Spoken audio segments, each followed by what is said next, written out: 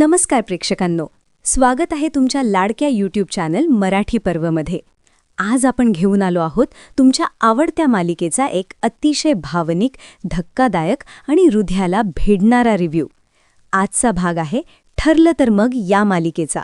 आणि सांगतो प्रेक्षकांनो, आजचा एपिसोड म्हणजे भावना, तणाव, गुपितं आणि नात्यांची खरी कसोटी. चला तर मग सुरुवात करूया आजच्या भागाच्या सविस्तर रिव्ह्यूला. भागाची सुरुवात होते होळीच्या आनंदी वातावरणाने. घरामध्ये सणाची लगबग, पूजा, रंगांची तयारी, सगळीकडे उत्साह आणि आनंदाचं वातावरण.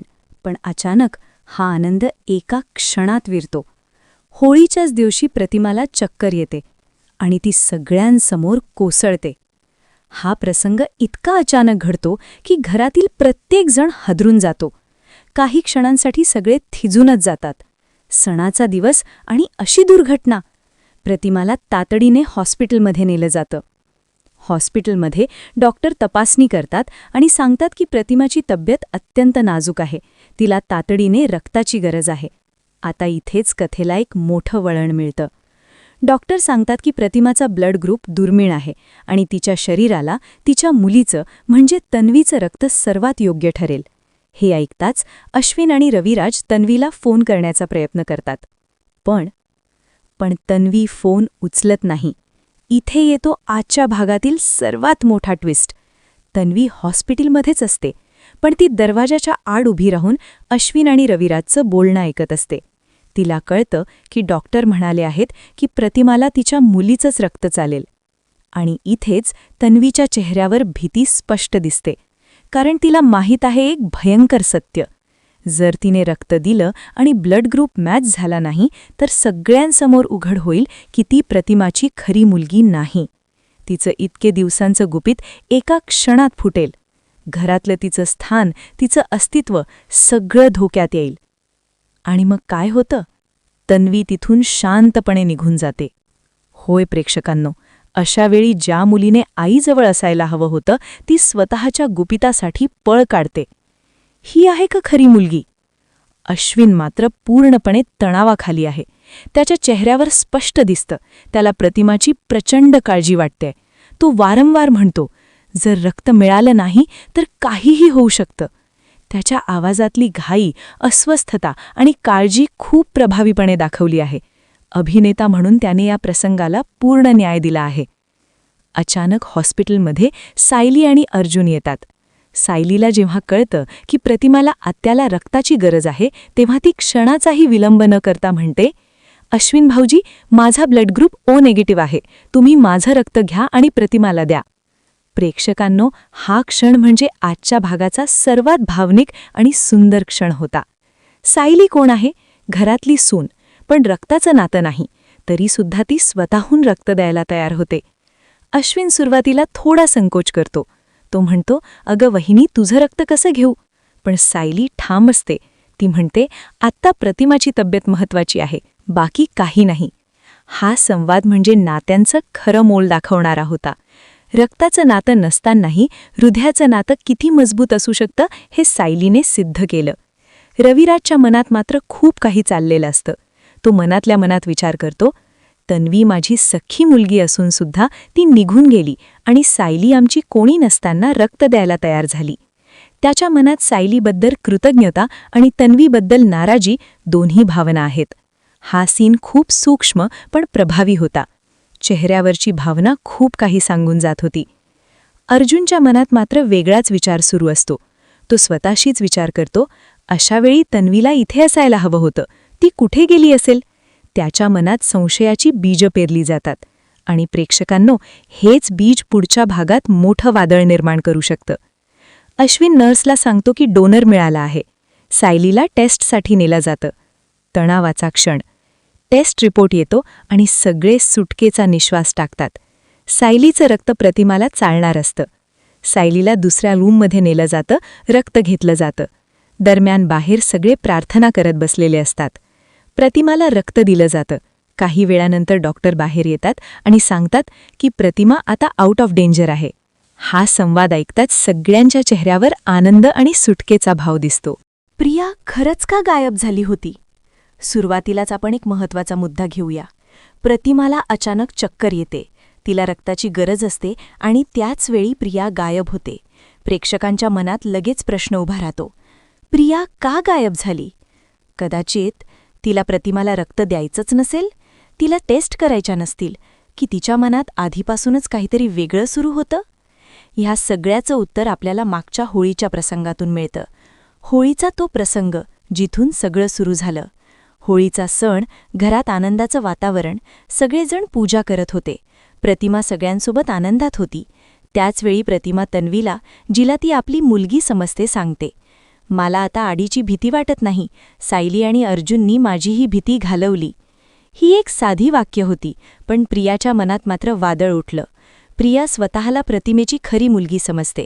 तिला वाटतं, मी तिची मुलगी असूनही तिला माझ्याबद्दल काही वाटत नाही, आणि सायली अर्जुनवर मात्र इतकं प्रेम. इथूनच सुरू होतो प्रियाच्या मनातला मत्सर. प्रिया आतून खूप दुखावलेली असते. तिला वाटतं तिच्या आईने तिला कधीच खरं प्रेम दिलं नाही. सायली आणि अर्जुन भरात आल्यापासून प्रतिमा त्यांच्यावर जास्त माया करते असं प्रियाला वाटू लागतं.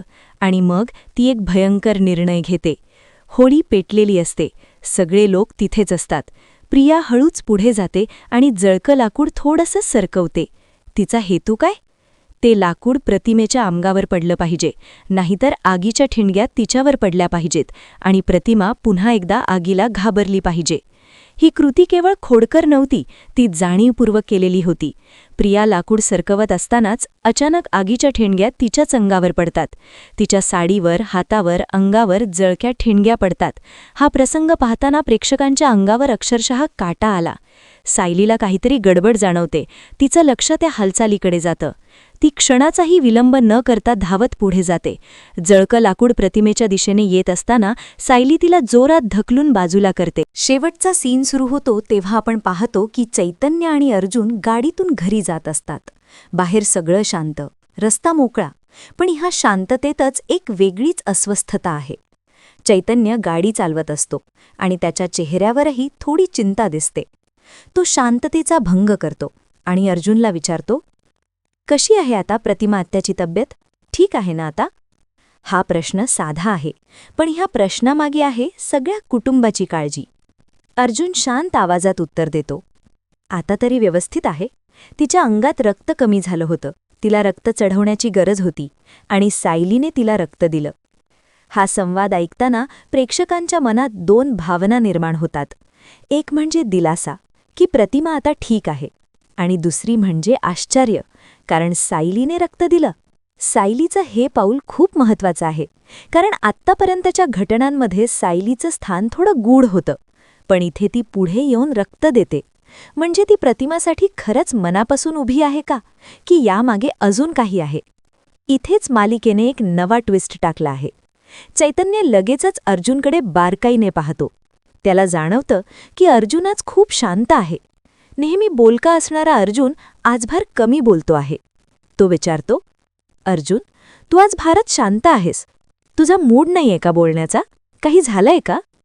हा प्रश्न महत्त्वाचा आहे, कारण तो फक्त मित्र म्हणून नाही, तर एक जवळचा व्यक्ती म्हणून विचारतो आहे. आता इथून सुरू होतो या सीनचा सर्वात महत्त्वाचा भाग, अर्जुनचा अंतर्मनातील संघर्ष. अर्जुन बाहेरून शांत आहे, पण आतून त्याच्या मनात हजारो प्रश्न सुरू आहेत. तो विचार करतो, घडलेल्या सगळ्या गोष्टी चैतन्याला सांगू का? इतक्या लवकर सांगायला हव्यात का? की आधी अजून पुरावे गोळा केले पाहिजेत? काय खरं, काय खोटं याची शहानिशा केली पाहिजे. हा संघर्ष दाखवतो की अर्जुन आता फक्त भावनेवर नाही, तर विचारपूर्वक पावले टाकतो आहे. त्याला काहीतरी दिसलं आहे, काहीतरी जाणवलं आहे, पण तो अजून खात्रीवर नाही, आणि तोपर्यंत तो कुणालाही सांगणार नाही, अगदी चैतन्यालाही नाही. माझ्यावर डोळ्यावरती अजूनही विश्वास बसत नाही, अर्जुन मनात म्हणतो. माझ्यावर डोळ्यावरती अजूनही विश्वास बसत नाही. हा संवाद फार मोठा आहे. याचा अर्थ असा की त्याने काहीतरी पाहिलं आहे जे अविश्वसनीय आहे. कदाचित एखादं रहस्य, कदाचित एखाद्या व्यक्तीचं खरं रूप. इथे मालिकेने स्पष्ट काही दाखवलं नाही, पण प्रेक्षकांच्या मनात प्रश्न टाकले. अर्जुनला दुसरी मोठी चिंता आहे ती पूर्णाजी. तो मनात विचार करतो की पूर्णाजी देवासमोर बसून प्रतिमासाठी प्रार्थना करत असेल. तिची काळजी किती वाढली असेल. प्रतिमा अनेक वर्षांनी सगळ्यांना मिळाली. तिचं घरात परत येणं म्हणजे आनंदाचा क्षण होता. पण आता तिच्यावर छोटासा ॲक्सिडेंट झाला आणि पुन्हा सगळ्यांच्या मनात भीती निर्माण झाली. चैतन्याच्या प्रश्नाला अर्जुन शेवटी उत्तर देतो. काही नाही रे चैतन्य, मला सगळ्यांची काळजी वाटते आहे. पूर्णाजी, रविराज काका, मम्मा, डॅड सगळेच प्रतिमा आत्याची काळजी करत बसले असतील. एकतर ती आम्हाला खूप वर्षांनी मिळाली आणि आता हा छोटासा ॲक्सिडेंट. अर्जुन जे बोलतो ते पूर्ण खोटं नाही, पण ते पूर्ण सत्यही नाही. तो आपला खरा विचार लपवत आहे, कारण तो अजून खात्रीवर नाही. चैतन्य विचारतो, अरे तू फोन केला नव्हतास का? अर्जुन उत्तर देतो, केला होता फोन, पण आता मी स्वतः माझ्या तोंडातून आजीला सांगणार आहे की प्रतिमा आत्या ठीक आहे, तेव्हा तिची काळजी कमी होईल. हा संवाद खूप भावनिक आहे, कारण इथे अर्जुनचा कुटुंबाप्रती असलेला आदर आणि प्रेम दिसतं. असेच अपडेट पाहण्यासाठी आमच्या चॅनलला लाईक आणि सबस्क्राईब करा. धन्यवाद.